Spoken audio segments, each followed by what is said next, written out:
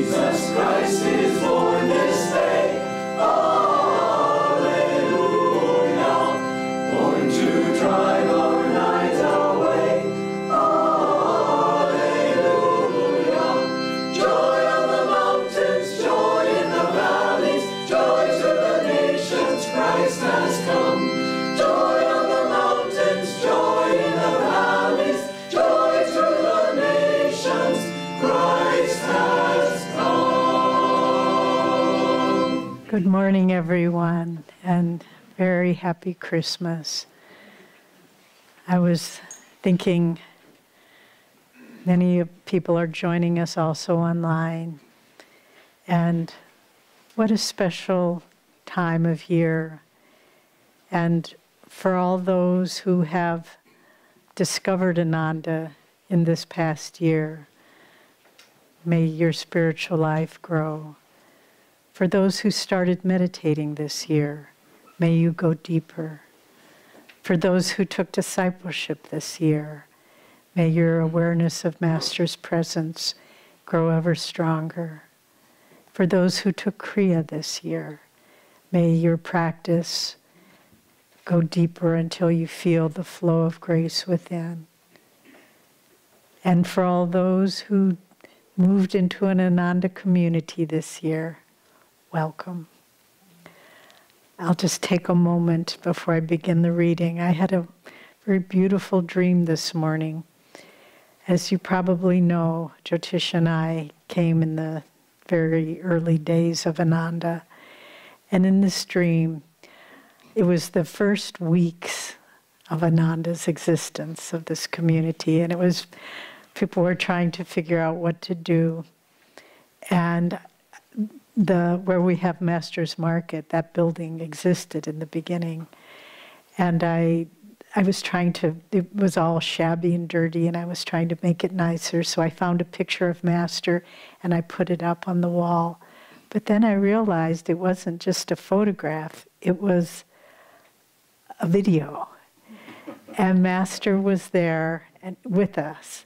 And he had on old work pants and a t-shirt, and he had a pitchfork, and he was shoveling the hay and trying to clean it up. And I woke up and I realized you were always there. We didn't see you, but you were there from the very beginning, cleaning it up, making it into a community, and so it is today. And no other gift compares by any estimation of living a life where we're fulfilling the mission of great avatars such as Christ and our Guru. So let us be grateful for the life we've been given. And our reading today, the last one of the year from Rays of the One Light by Swamiji. It's called the Divine Ascension. Truth is one and eternal. Realize oneness with it in your deathless self within. The following commentary is based on the teachings of Paramahansa Yogananda. In the Gospel of St. John, chapter 14, we read, I am the way, the truth, and the life. No man cometh unto the Father but by me. What is this I when spoken by a master who has conquered every vestige of ego consciousness? Therein lies the mystery of true scriptural teaching. That I that is no I, does it even exist? In what way is it different from the consciousness that animates other human beings? Jesus was not saying, look at me, don't look at other masters. He was saying rather, look at the divine self that is the essence of who you are, your very self. You are that I. No man cometh unto the divine consciousness except by first recognizing his own intrinsic divinity hidden behind his delusive ego. The Bhagavad Gita in the 4th chapter states, O son of Pritha, Arjuna, in whatever way people accept me, in that same way do I appear to them. For all men, in some way, pursue the path to me. Meditate on the divine incarnations. Their lives and the consciousness animating them will be your stairway to the infinite. Thus, through Holy Scripture, God has spoken to mankind.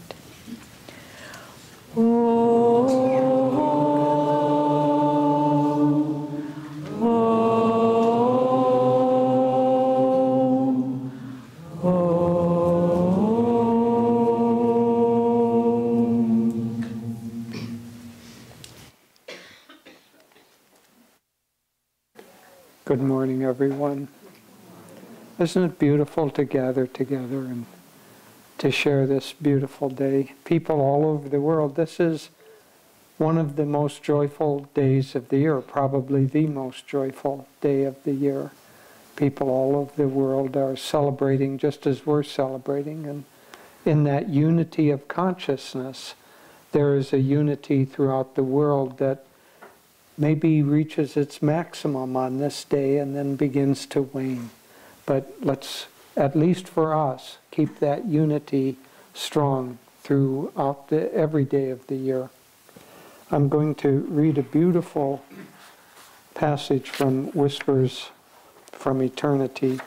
It's a little bit longer than we normally read, so maybe close your eyes and try to take these words in. This is, let me feel that thou and I are one. When the sparks of cosmic creation flew from under thy crucible of love, I danced with all the lights that heralded the coming of myriad worlds. I am a little spark of thy joyous cosmic fire. O thou Son of Life, as thy nectar poured into the little cups of human minds, filled with molten liquid of vital sparks, they thought to contain thy golden infinity in the smallness of their human feelings. In each fragile, undulating mirror of human flesh, I see reflected thy restless dance of omnipresent power. In the lambent waters of life, I behold thy ever-steady, almighty life. Teach me, Christ-like, by the power of concentration, to still the restless storms of desire raging on the lake of my mind. Stilling those waters, I lovingly behold thy unruffled face of cosmic stillness. Cause the little wave of my life to subside, that thy consciousness in me spread out to become thine own vastness. Let me feel my heart throbbing in thy breast, my feet moving with thy energy, thy breath breathing through mine, thy energy actively moving my arms, thy thoughts weaving all the thoughts in my brain. When I cry, thy soft sigh within me wakens me to thy joy. In thy playfulness, little bubble visions of thy creation float dancingly in the chamber of my dreams, which manifest in my sleep of delusion. Thy meteoric will courses through the skies of my own willpower. Make me feel that it is thou who art I. O make me thyself, that I behold my little bubble of self ever floating in thee.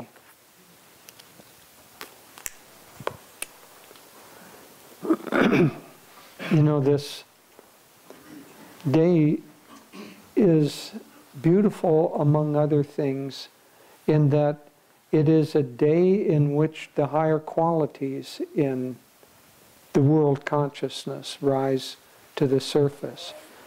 And even though outwardly we have, in some cases, appropriate and less appropriate symbols of that, you know, Santa is coming, and NORAD was tracking his sleigh ride through the skies, making sure that all the children knew that he was coming from the North Pole.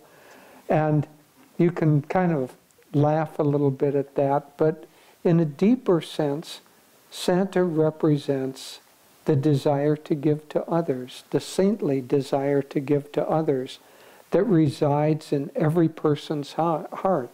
And so who is Santa? Santa is the saint within every one of us.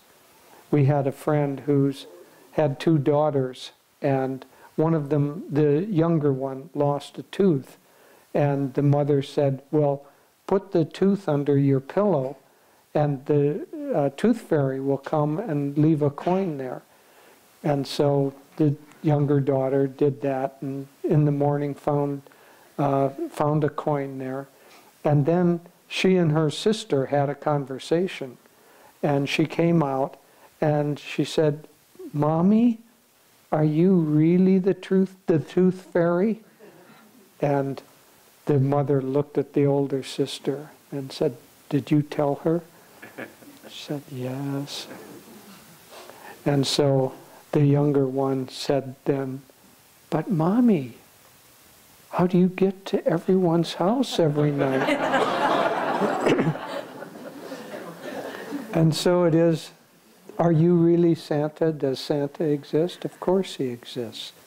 He exists as the desire, the universal desire that gets to everyone's house, to be able to give and to share love. But these outer symbols, even Jesus' life, see, we are on this day, we are celebrating the birth of Jesus, but we aren't celebrating the birth of Christ.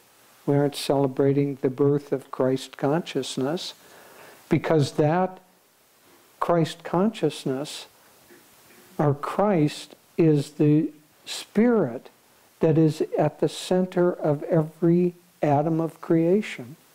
And so when the world was created, it was not as if Christ, the Christ element came into it. It was the Christ element that created the world. It's the very essence. And so we can't really celebrate the birthday of that except by celebrating the birthday of the universe. And that's, as God said to George Washington Carver, that's a question that's a little too big for you, George. Celebration of the birth of the universe is not something that mankind easily gloms onto. It's a cosmic consciousness. But when someone who has achieved the awareness of that understands and knows, not just mental understanding, but knows to the very depths of their being that they are made of that Christ, that's Christ consciousness. The awareness of that everything in the universe is made out of that Christ. And with a person who has achieved that level of consciousness, truly achieved it, is very rare in this world. And when that kind of a soul is born into this world, and especially one who has the destiny of having a world mission, of bringing the consciousness of that into the world, then that's a cause for celebration. And so Jesus was such a soul, and he was born into this world, fully realized, and with a destiny to help others lift their consciousness up and become realized. And that is indeed a reason for celebration. So much so that the great masters, Babaji, Lahiri, and Sri Yukteswar, who were the wise men, came from the East to honor that birth. And then later on, Jesus returned that visit to India during the missing 17 years from the Bible. A little bit strange that the life of someone who is perhaps the most important figure in the history of the West would have most of his life missing from the story of his life. Well, the there are records that he went to India to return that. But now let's come back to the real theme. What we're really trying to honor today is the birth of Jesus, but not Jesus as a person, not Jesus as an ego, not Jesus as a little baby, Jesus as a soul unified with the Christ consciousness. And it, as Swami said in the reading, it is very, very good for each of us who are trying to achieve that Christ consciousness to meditate on the episodes of the life of those who did achieve it. Not so much historically, or not so much just on the outer episodes of his life. Oh, he was born, and it was a shed, and it was a manger, and oh, the poor people, they didn't even have a... You know, that's at the surface level. But what causes the Christ consciousness to go through the drama of being born in such a way? What's the reason for that? There's a teaching for us. In this case, a teaching of humility is an obvious teaching there. But many, many episodes of Jesus' life, if we don't think of them just as episodes in the history of an ego, but ask ourselves, what was the consciousness underlying that? When Jesus said to a group of people, "Let he who is without sin cast the first stone." What is the consciousness that had him speak in that way? It's a consciousness of, first of all, great, great compassion, but secondly, a consciousness that sees beyond the actions of any one individual and sees the worth and the beauty in everybody in the world. And those people who want to judge people for they aren't this way, but they're that way. And the world right now is rife with the consciousness of judgmentalism and separation. And Jesus is saying, let he who is without sin, let he cast the first stone.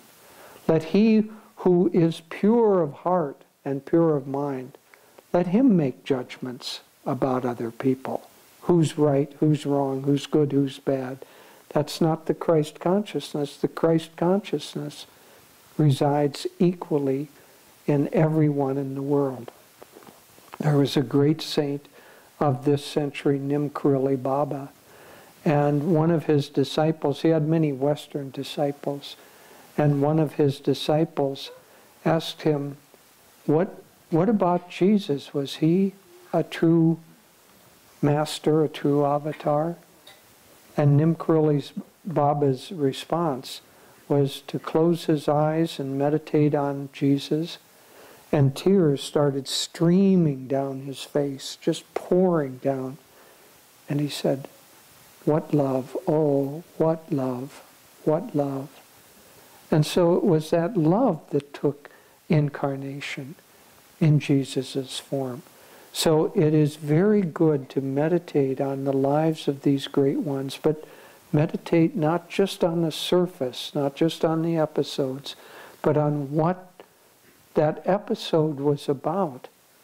And then not just meditate as if they're distant and they did it this way, they had this consciousness, but that because Christ, the essence of Christ, Spirit in manifestation, is in every particle of this universe. Our consciousness, our minds, our bodies, ourselves are just as filled with Christ as Jesus was. The only difference is that he realized it, and we are striving to realize it. And so meditate on the lives of these great ones because they came as an example to us about how to live our lives. And if we can simply do this, when we have a question, when we have a difficulty, when we have a pain, when we have a joy, to ask, just to ask the question, for most of us here, Master, how would you go through this difficulty? Master, how would you answer this question? Let me emulate your consciousness. The emulation of the consciousness of Christ that resided in Jesus, the emulation of the consciousness of Christ that resides in all of our masters. That is a very, very great aid to our spiritual development. And that's the meaning of, that's why these great ones manifest. And so it's a very, very beautiful practice to meditate on their lives and to see how we can apply the consciousness that they expressed in our lives.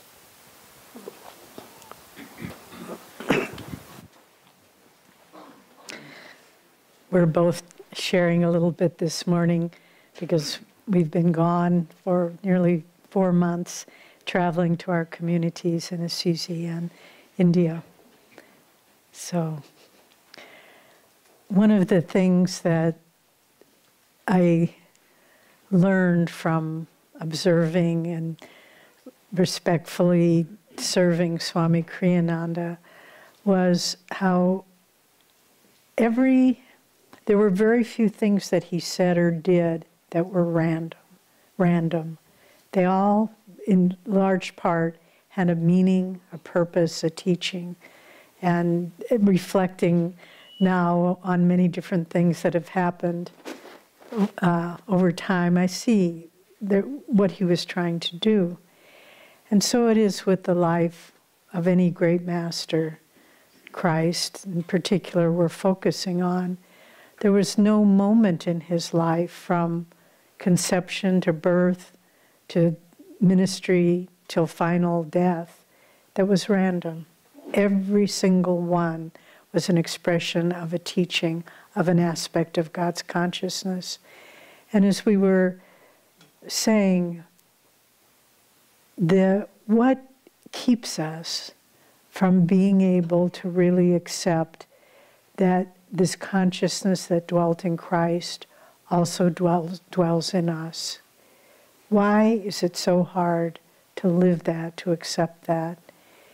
In large part, I think, is a sense of our own frailty, a sense of our own unworthiness. And again, we identify with our limitations, not with our potential. It's really as simple as that. If we could identify with our full potential, even for one moment, totally, we would know God. But we hold back from that. And again, the life of Christ, look at what he was showing us.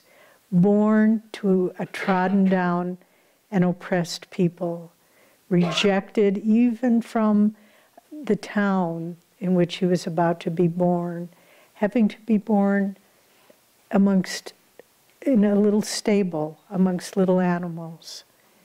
And then living humbly, the son of a carpenter, learning his father's trade, and yet the glory of God was fully present within him. And then, who did he call to be his followers? He didn't call the rabbis, he didn't call the priests, he called Mary Magdalene, a woman of ill repute, shall we say. He called Matthew, the tax collector, the tax collectors working for the Romans were hated in those days. Terrible job. He was trying to show us there's no one that is not a part of me. No matter what your life has been, you are a part of me. I am a part of you. And he was modeling that for us. And so in our own lives, if we can simply move forward from the past, sometimes people share with us that they've had maybe done very wrong things in their life, or perhaps have had very bad things done to them. And it's a memory that resides with them, and it forms who they are. And if we can just simply say, that is a dream, that happened, but it's not who I am. Let me move forward. Let me go. And really try to just say, that part of my life happened. Yes, it did. But that's not who I am. Who I am is the light that keeps calling me, keeps moving me forward. And as Master said, it takes very, very, very good karma to even want to know God. And those of us sitting here, those of watching, we don't not only want to know God, we are living for God in every moment of which we are capable. Why identify with the darkness? We do not only ourselves, but we do the world a disservice when we deny the light within us, when we identify with the shadows. The world so desperately needs light now. And in a way, this is a wonderful spiritual time for devotees, because we must affirm the light ever more strongly. We must affirm unity. We must break down division.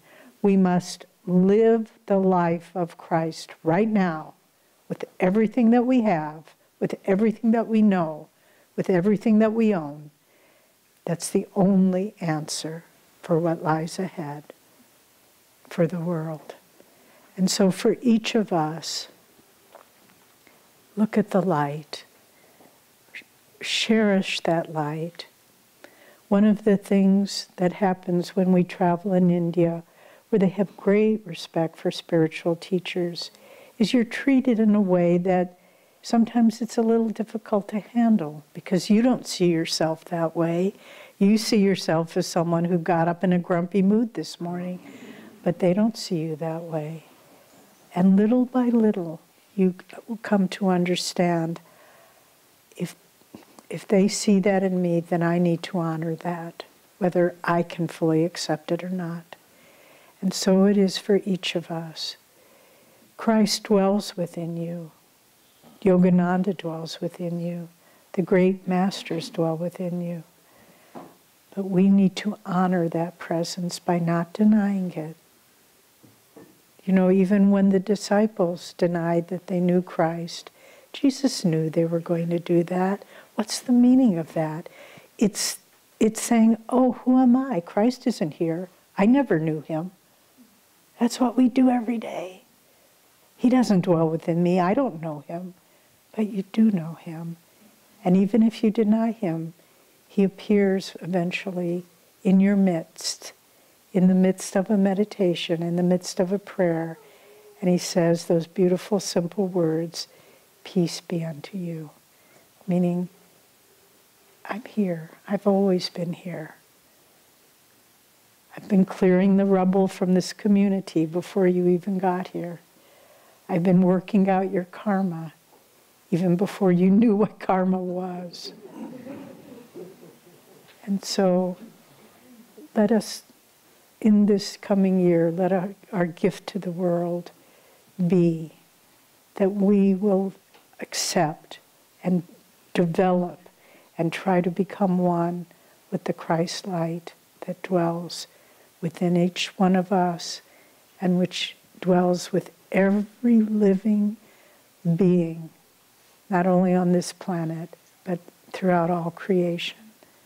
The Christ consciousness, the light, the truth, the way, and the life.